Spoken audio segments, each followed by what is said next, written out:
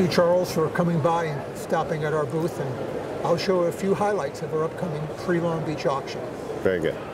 This auction will be starting off with American coins, and we'll be finishing off with ancient and world coins.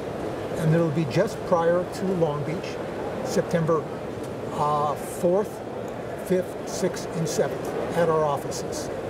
And even though we'll be starting off with U.S. coins, why don't we start off with the oldest coins, and I'll tell you a bit about each of these. Cool. Because each represents, you know, a highlight.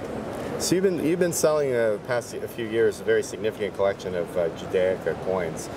We looked at this piece that we've put together, and this looks like another Jewish, high-end Jewish war coin. Yes. Last time I showed you the Judea Capta, and the Judea Capta coins were issued after this one. This coin is historically important because at the time you have Vespasian, the Roman Emperor, was in charge of Judea because Judea was a province of Rome. And anybody who uprised against Rome was quickly squashed. But the Jewish people were fed up with the way the Romans treated them, because technically they were Romans. Herod was the king of Judea at the time, but he was subject to Vespasian. He answered to Vespasian, not the Jewish people, and they were very upset the way they were taxed, the way they were discriminated against. For example, if a Jew was asked to prove that he was Jewish to a Roman soldier, he had to pull his pants down in public. And it was disgraceful. So what happened was there was an uprising. And in 69 AD, under Titus, the Jews near Masada and Jerusalem, they uprised and fought against the Romans. And they held off the Roman Empire for 5 years. This coin has been known throughout history, but most of history in the early books of the 19th century and early 20th century, mid-20th century, all thought that this coin was struck by Simon Maccabee. Because let's face it, the Jews got their independence as they did under Antiochus. Of course, the story of Hanukkah, that's the story of Hanukkah. Every nation strikes its own coins, and why wouldn't the Jews strike a beautiful silver coin like this, where it says on one side, shekel of Israel, one. Well, obviously it was the first Jewish coin, but that wasn't true. The Maccabees did not want to upset the Romans. They didn't care so much about the Seleucids, Antiochus. They were more concerned about the Romans, and they wanted to be friendly to the Romans, and so they issued very minor, worthless little bronze leptons. But finally, 150 years later, when the Roman soldiers were marching and subjugating the Jews to harsh treatment, they uprose and they fought. And this coin was struck in 69 AD, the first year of the revolt.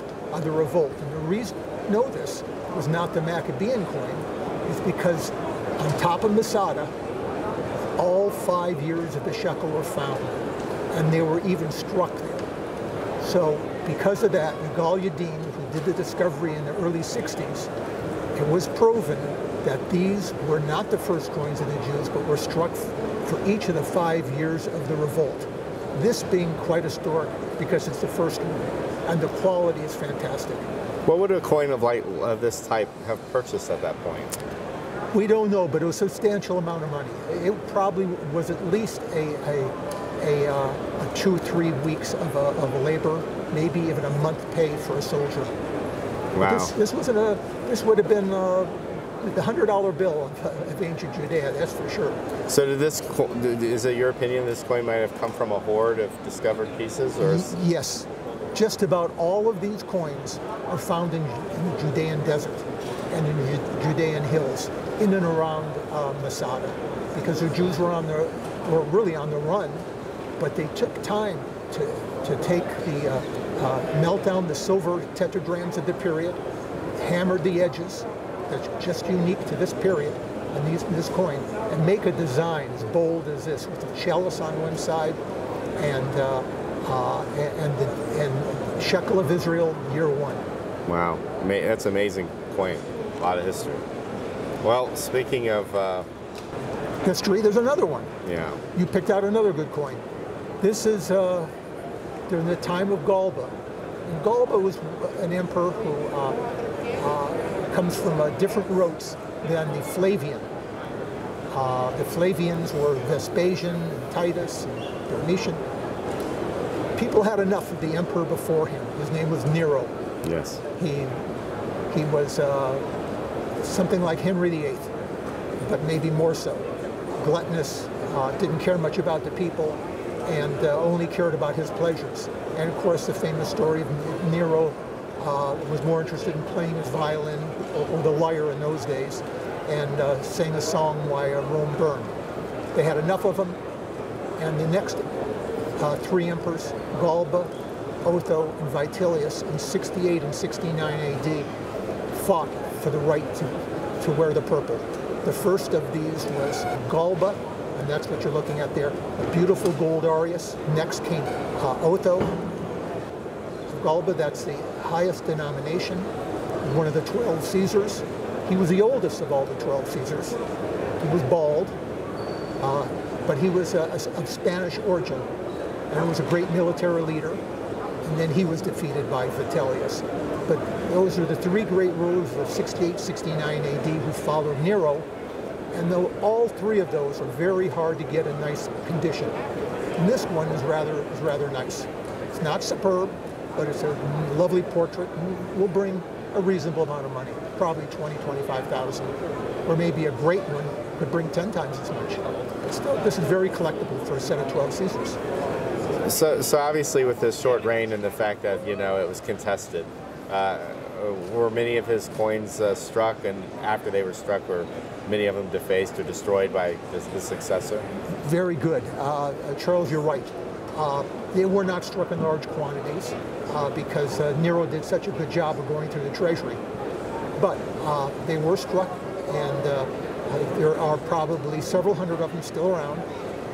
Most of them in grades lower than this, but each Roman ruler tended to take his predecessor's coins and melt them down. And that's one of the reasons why, even though throughout the Roman Empire the coinage was debased, gold was not.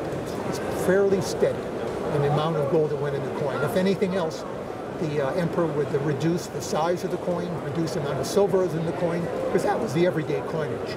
Gold, for appearance purposes, kept pretty pure. So if one was to try to assemble a nice set of the 12 Caesars, how would the issues of Galba rank in terms of difficulty compared to the others? I would say the rarest would be Otho, then Caligula. He ruled a while, but Caligula is very difficult to get in gold, especially a nice portrait coin.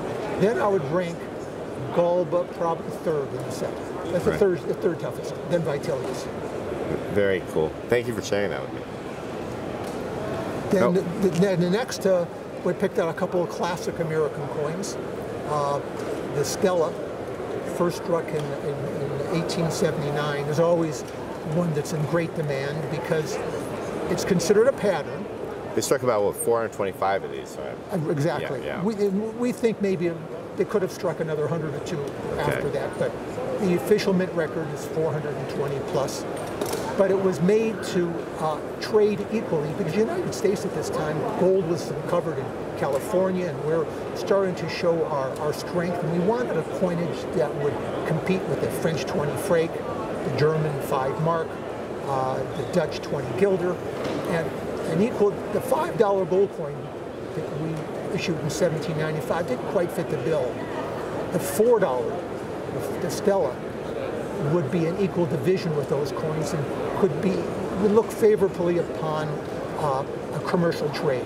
So it's called the Stella, and they were always popular. Even during the Wild West times, it was very popular among madams to wear one around their neck, and that would show that she owned that house. They were very popular around then, and so often you'll find them with loops or solder removed because they're worn in jewelry. In this condition, which is proof 62, is a real popular grade because it's choice enough quality, but it's not super expensive. So when I say super expensive, it's still, still a 5-figure coin. Right. It will probably bring 90 to 100,000, maybe a little more, but it's not going to be hundreds of thousands. And it's not so low grade as to be unattractive. And it features a interesting Latin motto that doesn't appear on other coins, the De Est Gratia. That is correct. And then the star, the Stella on it, and the beautiful female lady on the obverse. It's I think, one of America's most beautiful coins, and one with a great story, because they made enough of them to actually circulate. They certainly gave one to every member of Congress and then to other people. Right. So to get the approval, and there was enough of them around that it was people had the ability to get one. So that's one of the interesting types of coins that are essentially patterns that are collected as regular issues.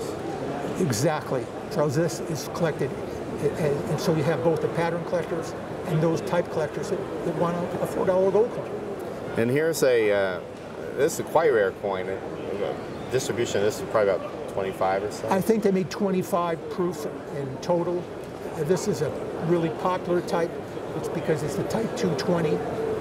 It doesn't have the motto "In God We Trust," and it's called the Type 220, and it's a gem proof. It just has such beautiful eye appeal, and we've been fortunate this will be the second time we've handled this coin in recent memory, and it'll certainly be one of the highlights.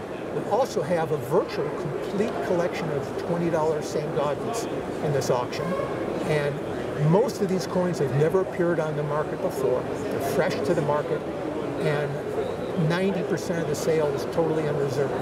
This will be one of our better sales. Wow, it's shaping up to be really nice. I can't wait to see the pictures of the Saints. But as far as this coin's concerned, if you're looking at home, I think PCGS has certified 2 deep cameos, only one finer than this. So it's a beautiful coin. Yeah, and it'll go into a type set or into a date set. And so there'll be a lot of demand. But we've got a lot of gold in the sale, probably more so than I've had in maybe 5 or 6 years. This will be a nice sale for us. For me, ever since reading your excellent catalog on the trumpeter sale, I've always loved proof gold. So no, you're not alone. I loved it too. So thanks a lot, Ira. Good luck. Thanks, Charles. Cool.